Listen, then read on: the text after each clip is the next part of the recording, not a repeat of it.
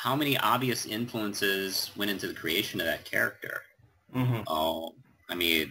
I've heard Bob Kane and some of the other creators who worked on Batman like talk about. There was like Zorro and this film called The Bat, and Robin Hood, of course, was an influence on Robin, and The Man Who Laughs was this film that influenced the creation of the Joker.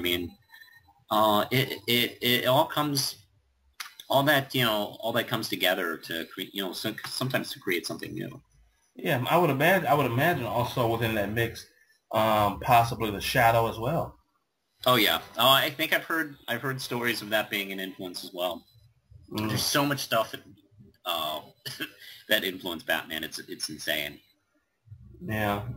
Um, when I first started watching your channel, I think, well, as a matter of fact, I know you tweeted about something recently, um, um, that prior to that tweet, a week or two prior to that, you had brought up something about a vampire character, which I was going to ask about, which was the name's Davita, right?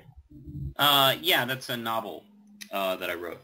Yeah, and I remember when I first checked out your channel back in the day that there was a drawing or a sketch of Davita on your main page on YouTube, and Yeah. I don't know where do you stand with that now? Because it sounds like you're getting that pretty much back on the front burner as you will. I am putting it back on the front burner. It's been on the back burner for, geez, like 2 years now. I finished it back in the late 2008, actually. Mm-hmm. And it's kind of been getting revised here and there. Mm-hmm. And I want to get it fully professionally edited because I have no business editing my own work. I'm really horrible.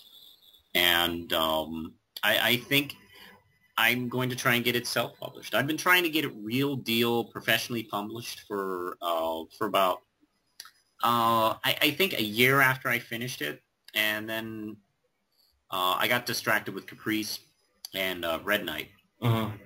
and kind of got disheartening because I've been turned down by a number of literary agents for it who just weren't interested or said we don't handle that, even though the instructions in their guidelines said they did handle similar material, but whatever. And I think I've had such an easy time self-publishing.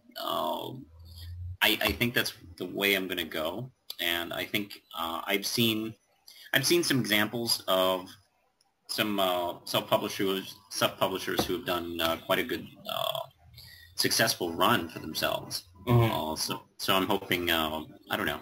I'm hoping maybe if I'm lucky, I could maybe, kind of get lucky with this. I'm really, it's not just a simple book. If I'm successful, I'd like to make a few books, in this universe. Mm-hmm. And I've done a lot of kind of universe building with this, Davita book. And, I like to do more. I really enjoy the characters a lot, so I'd kind of like to revisit them soon. Okay. Now, probably what I'm least familiar with that I've heard you mention was something in reference to Ladybug. Ladybug, yeah. So So, is that going to be like another book? yeah, it's going to be a short novella book. I'm not sure how many pages. It might be around 60 to 80 pages. And it's going to be a book of short stories with Ladybug being the lead story. And I actually started writing it for Browncoat Eric, actually, for his Strange Universe Mm-hmm. pulp magazine. Right. And we were talking about it. He talking about the idea, and we were kicking around the idea of maybe me doing a short story for it. And I was like, well, I'll think of a couple of things. I don't know if I have anything. And the next morning, I had this idea. So I had to write it. It was one of those things.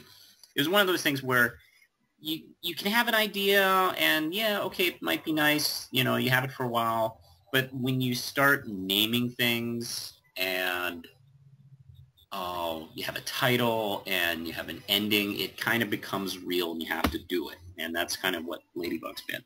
And I did, it's a it's 4 small like chapters, like 5 to 8 pages each. And it's about, I don't want to give too much away. It's you know the movie The Hangover? I didn't see it, but I'm familiar with it. Yeah. Imagine The Hangover was written by H.P. Lovecraft. Okay. And that's what you get with Ladybug. Okay.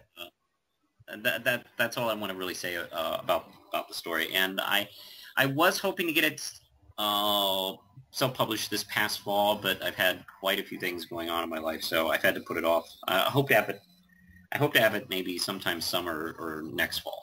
And I already have this great cover for it too. So it's got to be done. Yeah, from listening to you talk, it sounds like, and correct me if I'm wrong, that you may not be going the route of having it still be in Strange Universe. I no, well, actually, if Eric keeps publishing Strange Universe, I will. I've already told him he can keep publishing the chapters. Actually, he has chapters 2 and 3. Okay. So yeah, I have no problem. If I trade it up as its own book, the incentive to get it is, it has a cool cover. It's going to be, it's probably going to have another draft to it. I'm probably going to tweak it here and there. So it'll be sort of a director's cut or something. And I'm going to probably add a couple of short stories to it. So it's not just going to be the same thing over. Okay. All right. How about Caprice? When was the first nugget that hit you as far as getting into that goes? Well, I wrote that in 2004. Mm-hmm. And that actually came across as an exercise because the DeVito novel I wanted to write, I never wrote a novel. I had tried several times in my 20s to try and write a novel, and I'd always fail. I'd fail every time. I'd hit 10 pages, and I didn't know what to do, and I thought it was terrible what I wrote, and I quit. I tried several attempts, and I decided, well, let's do it in small steps instead. And I wrote a short story, which had a beginning, middle, and end. And it was Caprice. And I thought it was really cool. I was really happy with it. And I put it away, and I worked on my novel, and I finished my novel. And I ran into a couple of filmmakers, actually. And they, I pitched this. I actually ran into a local filmmaker named Travis, who was a really cool guy, and we were talking about maybe doing something. And he only could do short films, and I said, well, I have a couple of short stories, and Caprice was the best one I had. So I pitched it to him, and it's only 3 people that takes place in a house. Mm-hmm. So it was like, well, I mean, you could do that on a shoestring budget. Okay. And he loved it, and he asked me to write the script, and I'd never adapted a short story into a script before, so this was new. And I thought, well, let's do it. What the hell? And I did it, and he had some things going on where he had another film, a full-length film he wanted to do, and he had never done horror before. And he knew another director locally who had, and was very familiar with horror. And his name is Jack Bennett. And that's how I hooked up with Jack Bennett. And Jack actually took a pass on this. He actually worked on the screenplay himself. Because what I wrote was probably going to be a 15-minute film, and I never wrote a short film, so I didn't know what length I should do it. Right. And So he made it into a 50-minute film. And without, what I loved was he didn't cut anything I wrote, and he didn't change the content of what I wrote. And he actually just further expanded what I was doing. And what's great is if you didn't know, you wouldn't be able to tell who wrote what, because I think it blends really well. And it's been, working with him has been a really educational and exciting, I gotta say. Well, with that gentleman's particular skill set, would it be something that you yourself would like to expand upon for what you've been doing and for what you would like to do in the future? You mean like what, screenplays? Well, screenplay, or just knowing some of the things where you can expand upon, without changing the heart of what it is, that you have going. Yeah, yeah. I think partly was I I felt like I look at my original script and I wonder if I just took it far enough, but I do wonder, it's like, well, I was jumping into a different field and I wasn't sure how long the film would be. So I kind of like played it very carefully, and I don't know, his version of our screenplay doesn't play it carefully, and it's exciting, and it's just under being feature length, which is cool because there's no fat in this story. I mean, there's no padding. It's the story, and it gets right to the point, and I'm very proud of it. I have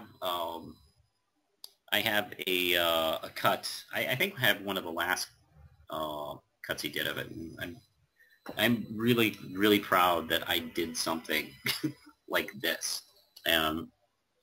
I can't wait for people to see it. Which will be, what do you think when that will be? I hope soon. He's been doing a slow rollout on the film. There's been some select showings. There was a showing at the Bram Stoker Horror Festival, which is in England, in Bram Stoker's hometown, actually, which is cool. Okay. There was a show in California. There was a show, Days of the Dead, where it was shown, and New York, which I went to.